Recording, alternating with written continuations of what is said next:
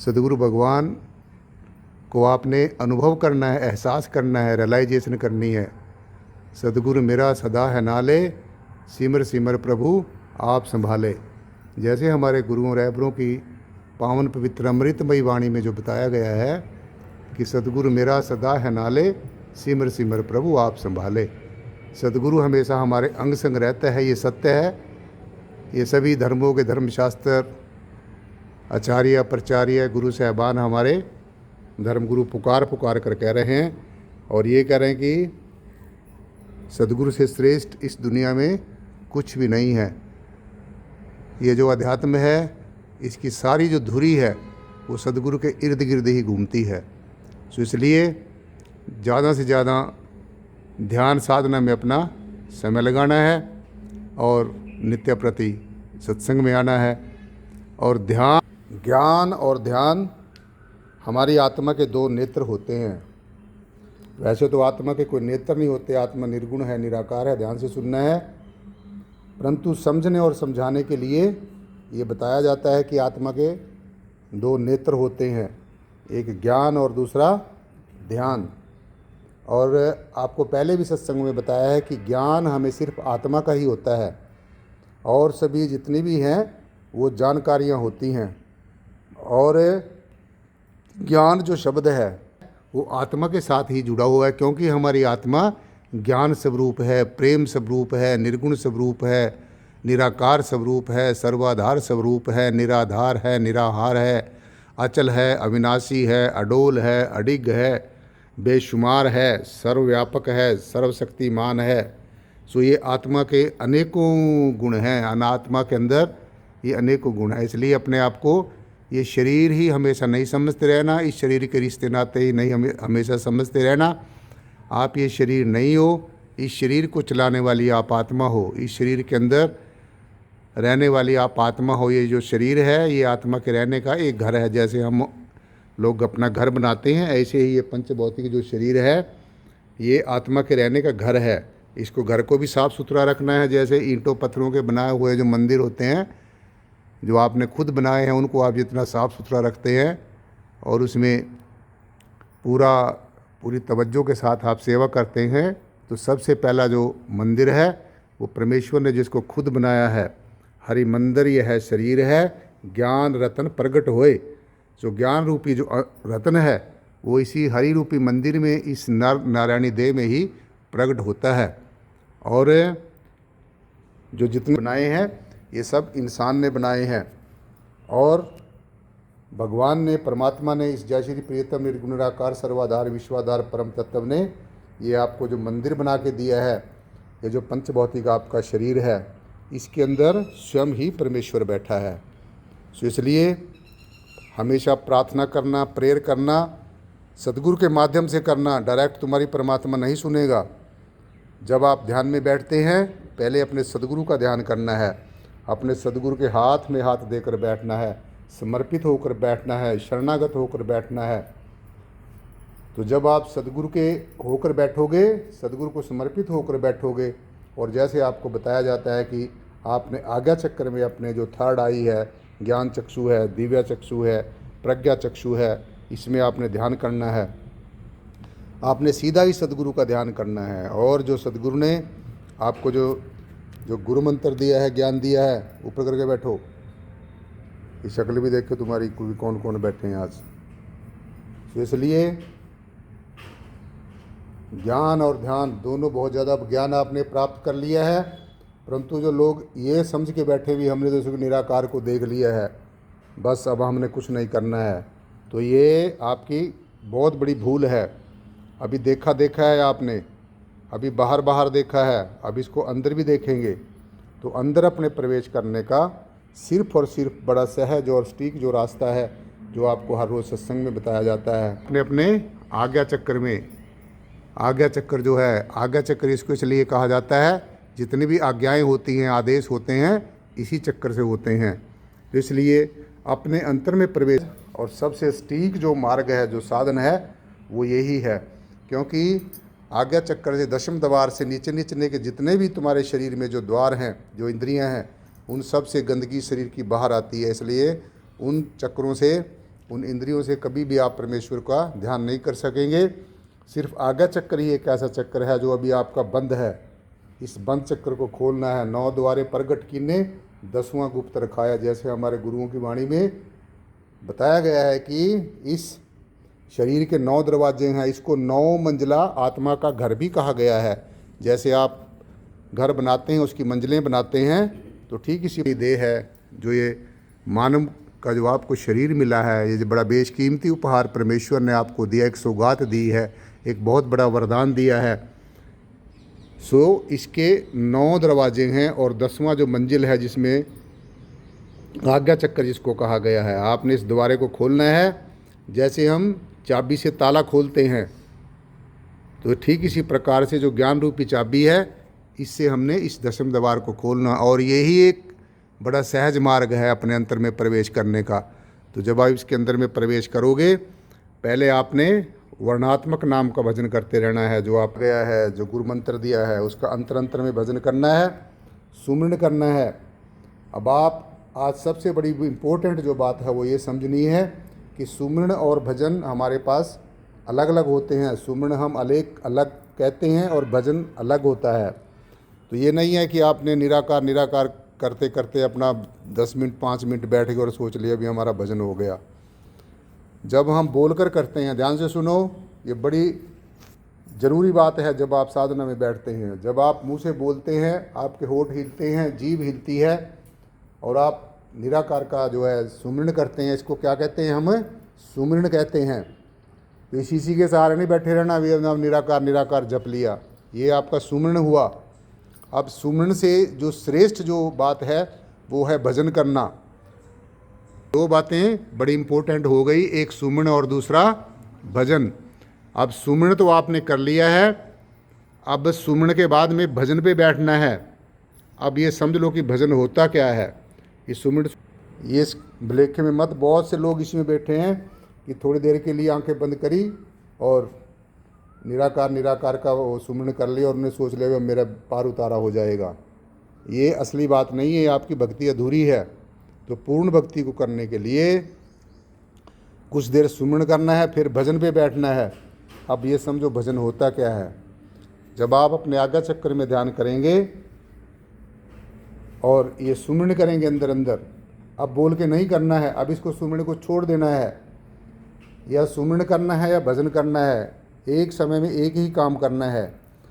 तो अब क्या करना है? अब शब्द धुन को सुनना है, अनहद शब्द को सुनना है जो तुम्हारे अंतर में निरंतर हो रहा है, जो परमेश्वर के घर से निकली गई जो आवाज़ के लिए, परमात्मा के घर से एक प्यार का संदेश लेकर आवाज़ जो आपके अंदर नित्य प्रति हो रही है।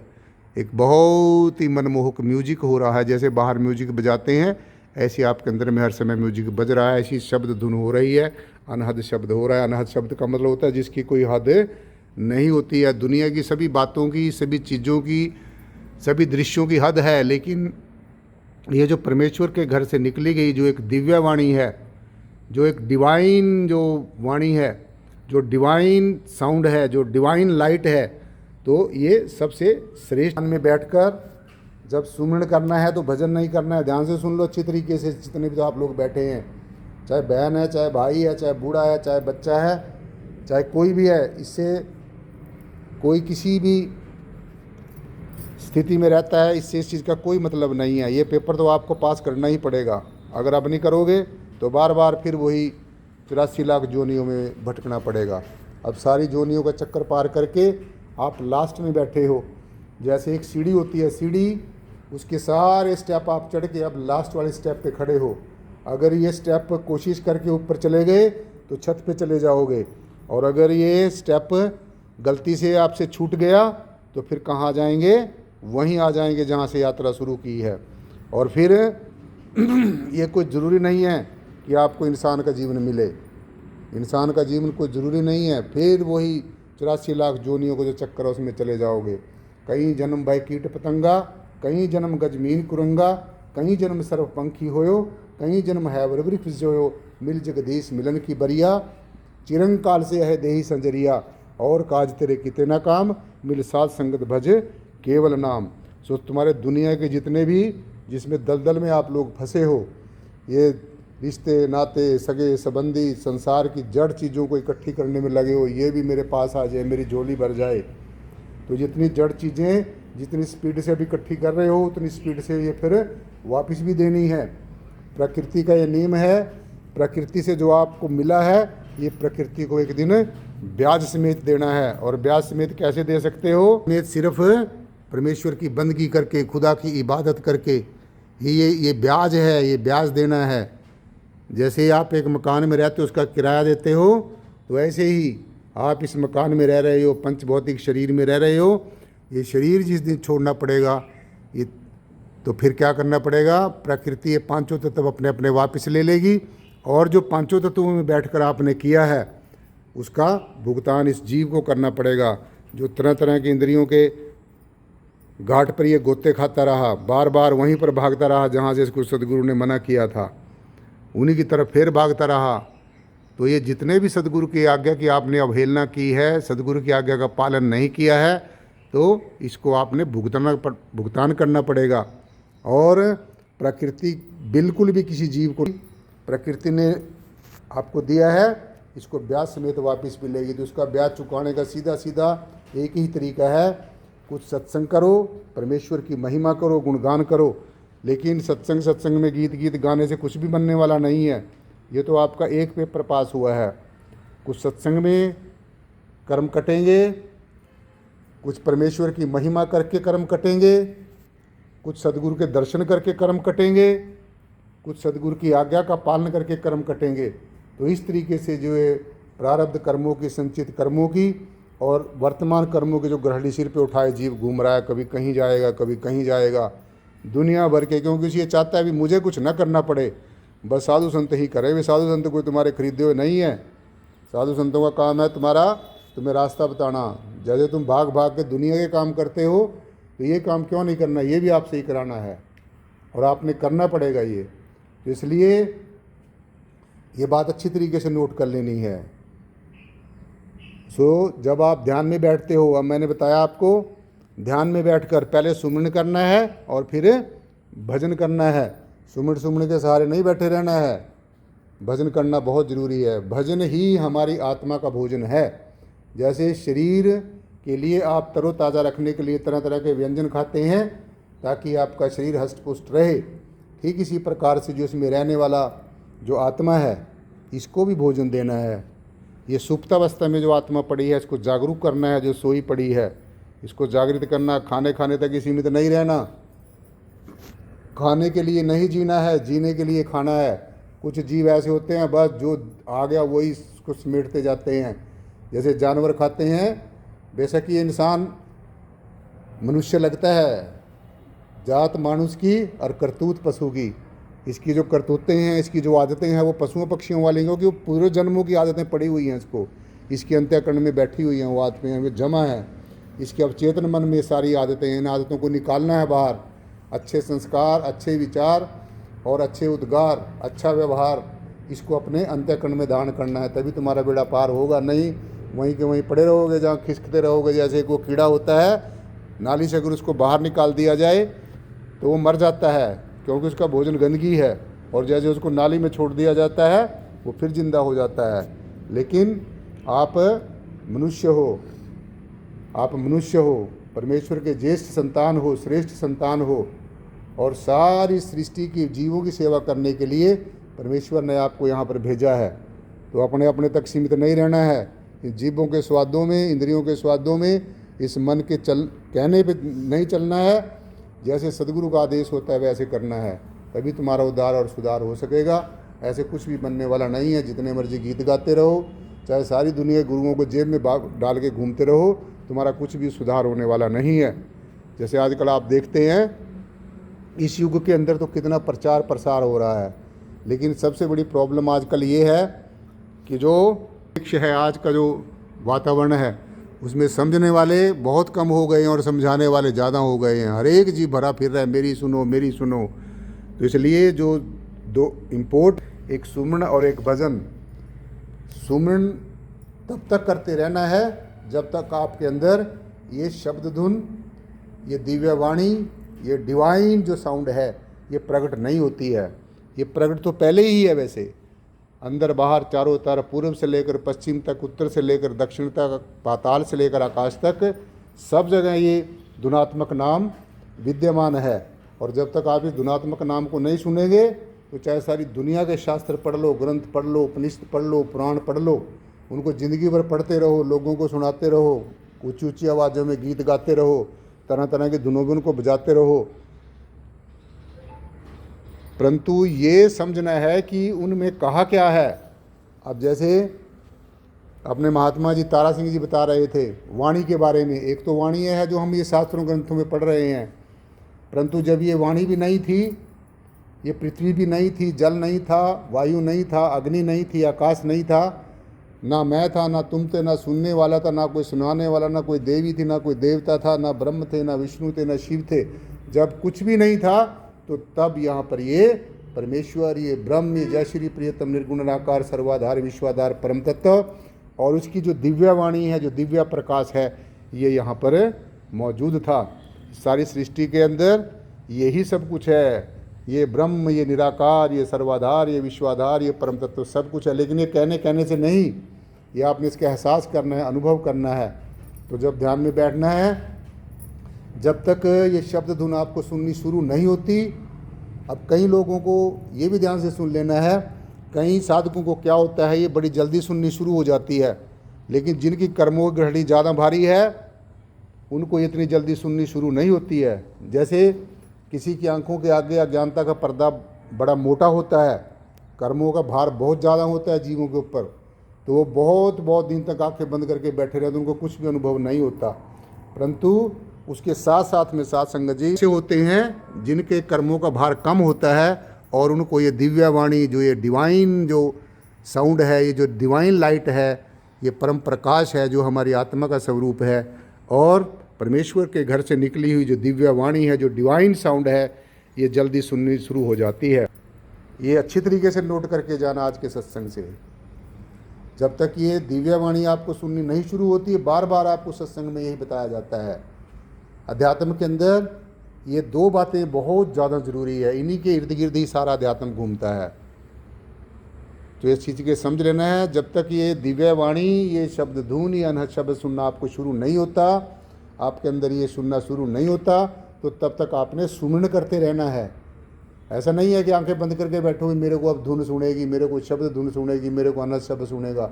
उसने जब सुनना है तभी सुनना है। पहले साफ सफाई करो अपने नीचे के मन किसके, जो इसमें तरह तरह की ये ग्लानियाँ, ये ईर्ष्या, ये द्वेष एक दूसरे के प्रति, यहाँ पर सत्संग में आके कुछ और बोलना है लेकिन जीवन में कुछ और है, कहना कुछ और है, व्यवहार में कुछ और है।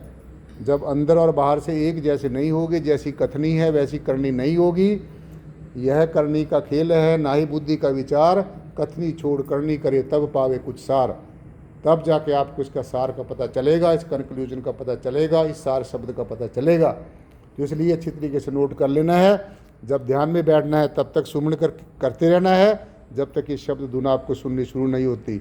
और जब सुननी शुरू हो जाएगी फिर क्या करना है, फिर सुमन छोड़ देना है, फिर इस शब्द धुन को बैठकर ध्यान में सुनना है। धुन में ही ध्यान, ध्यान में ही जाना। इस धुन का ध्यान अंतर में हर समय जो इलाही फरमान हो रहा है, जो परमेश्वर के घर से जो निकली हुई आवाज़ है, इसको सुनने का अभ्यास करना है। जैसे मेरी आवाज़ आप तक पहुंच रही है, आप मुझे देख रहे हैं, और अगर मेरी आवाज़ आप तक पहुंचती रहे, आप मुझे देखेंगे नहीं, तो आपको संशय रहेगा भी आवाज़ कहाँ से आ रही है। तो ये जो धुनात्मक नाम है, जो अनहद शब्द है, ये जिस सोर्स से आ रहा है, जहाँ से आ रहा है, आत्मा के लोक से आ रहा है, सचखंड से आ रहा है, अपना दिव्य जो लोक है वहाँ से आ रहा है, तो वहाँ पर आपने पहुँचना है। सिर्फ और सिर्फ ये शब्द धुन ही एक ऐसा सहारा है जिसके ऊपर हमारी तवज्जो, हमारी सूरत, हमारी आत्मा सवार होकर अपने लोक तक पहुँचती है। आप लोग यहाँ पर सत्संग में अपने अपने वाहनों पर सवार होकर आते हैं, कोई बाइक पे, कोई कार में, कोई किसी भी तरीके से आता है। तो ऐसे ही हमारी जो आत्मा है, जो 9 के 9 द्वारों से नीचे लिपटी पड़ी है, इस काल के देश में पड़ी है, तो वैसे जब ये इसको अपनी आवाज़ को सुनना शुरू होगा, ये परमेश्वर की आवाज़ को सुनेगी, इसके ऊपर सवार होकर, ये वाहन है हमारी आत्मा का, हमारी सूरत का वाहन है। जैसे आप वाहन पे आग चढ़ के आप अपने मन चाहे स्थान पर जाते हैं, ऐसे ही हमारी जो सूरत है, हमारी जो रूह है, जो हमारी तवज्जो है, जो हमारी आत्मा है, वो इस आवाज़ के साथ जुड़कर, इस आवाज़ के शब्द के साथ जुड़कर, इस शब्द धुन के साथ जुड़कर ऐसे ही अपने दिव्य लोकों की यात्रा करती हुई, जैसे आप अपने घर से चलते हैं, अनेकों जगह से गुजरते हुए देखते हुए आते हैं और फिर आप अपनी मन चाही जगह पर पहुंच जाते हैं, ऐसे ही हमारी जो रूह है, जो जन्म जन्मांतरों से जो काल के देश में कभी किसी जोनी में गई, कभी किसी जोनी में गई, कभी कहीं पर गई, कभी कहीं पर गई, लेकिन अब आपको ये हीरा सा जन्म मिला, ये ऐसे ना लुट जाए जैसे कौड़ियों के बाप दूसरे जन्म लुट गए हैं। तो ये जन्म अकार्थ नहीं जाना। फिर एक बार आज के सत्संग की जो मैं आपको सार बता दूं कि सुमन और भजन हमारे जीवन में दो अमोलक बातें बहुत ज़्यादा ज़रूरी हैं, और जो हमारी आत्मा की जो दो दिव्य शक्तियां हैं, एक सूरत है और एक नीरत है। सूरत हमारे अंदर सुनने का काम करती है और नीरत हमारे अंदर देखने का काम करती है। तो इसलिए जब ध्यान में बैठते हैं तो सूरत हमारी शब्द को सुनेगी, शब्द धुन को सुनेगी, इस धुनात्मक नाम को सुनेगी, इस अनहद शब्द को सुनेगी, और जो नीरत है वो हमारी अनेकों दिव्य शक्तियों के दर्शन करेंगी, जो हमारे अंदर, जिनको आप देवी देवता कहते हैं, अनेकों दिव्य शक्तियाँ हैं, उनके दर्शन करती हुई, उनसे आशीर्वाद लेती हुई अपने लोक तक पहुँचेगी। तो ये हमारी आत्मा का एक सफ़र है, हमारी रूह का एक सफ़र है। कहीं पर आपने भटकना नहीं है, सदगुरु के हाथ में अपना हाथ देकर बैठना है।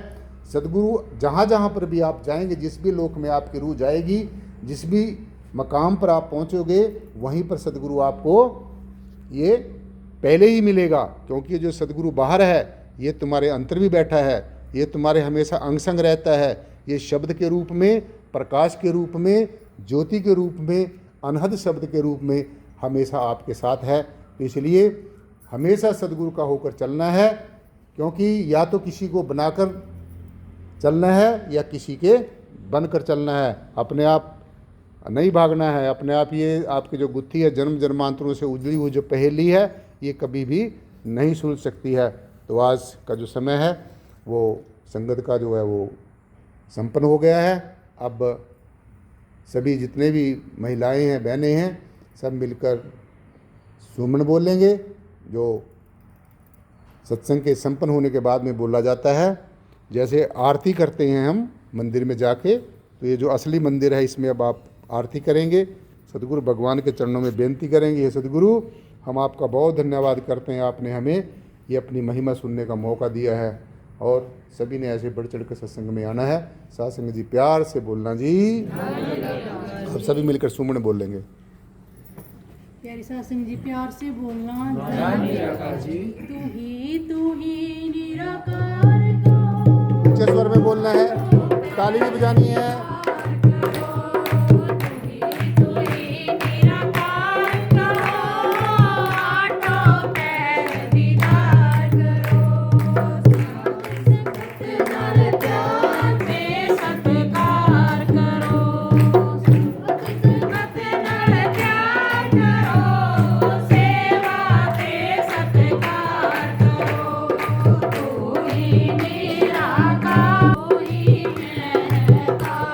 स्वर में बोलो।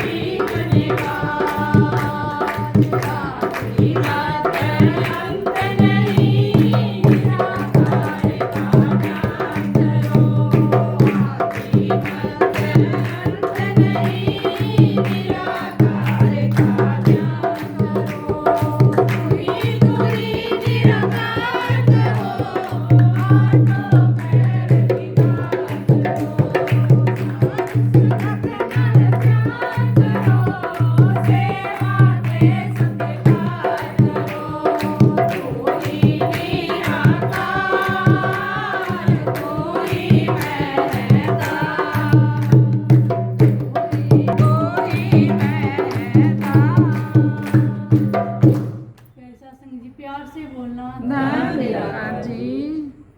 सत्यनाथ जी महाराज की जय। सतगुरु सहसा स्वामी ज्ञाननाथ जी महाराज की जय। सासंग जी प्यार से बोलना जी। धन निराकार जी। जो बोले तिस बलिहार। धन निराकार जी। सतगुरु शहंशाह बूटा सिंह जी महाराज की।